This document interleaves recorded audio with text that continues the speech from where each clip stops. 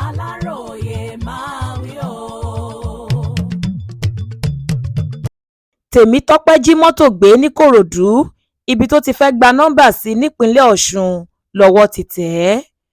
Ilẹ̀ tí wọ́n bá afurasí olè kan Tèmítọ́pẹ́ Ayọ̀dábọ̀ ẹni tó jí ọkọ̀ jíìpù Toyota RAV4 kan gbé láti ìpínlẹ̀ Èkó tó sì gbé e sá wá sí ìpínlẹ̀ Ọ̀ṣun níbi tó ti fẹ́ gba nọ́mbà míì sí mọ́tò ọ̀hún làwọn ọlọ́pàá ti yan pọ́nkán tó sì wà ní àkàtà wọn báyìí.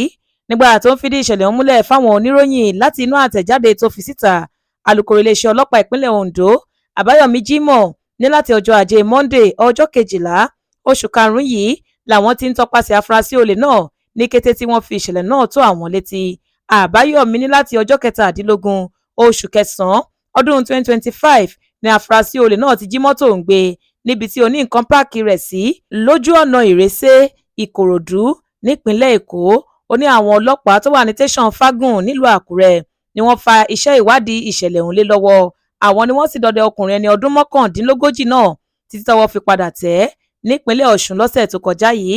Ó ní iṣẹ́ ribiribi làwọn ẹ̀ṣọ́ aláàbò ṣe kí wọ́n tó rí afurasí ọ̀daràn ọ̀hún mú, nítorí ṣe ni wọ́n lépa rẹ̀ títí dé ìlú Ìfẹ́tẹ̀dó èyí tó wà níjọba ìbílẹ̀ Gúúsù Ifẹ̀ nípínlẹ̀ Ọ̀ṣun.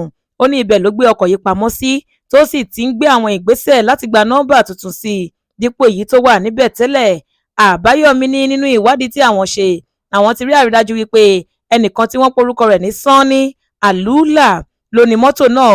Ó fi kún wípé àwọn ti kàn sí níbi tó ń gbé tí òun fúnra rẹ̀ sì ti yọjú láti wá gba ọkọ̀ náà padà.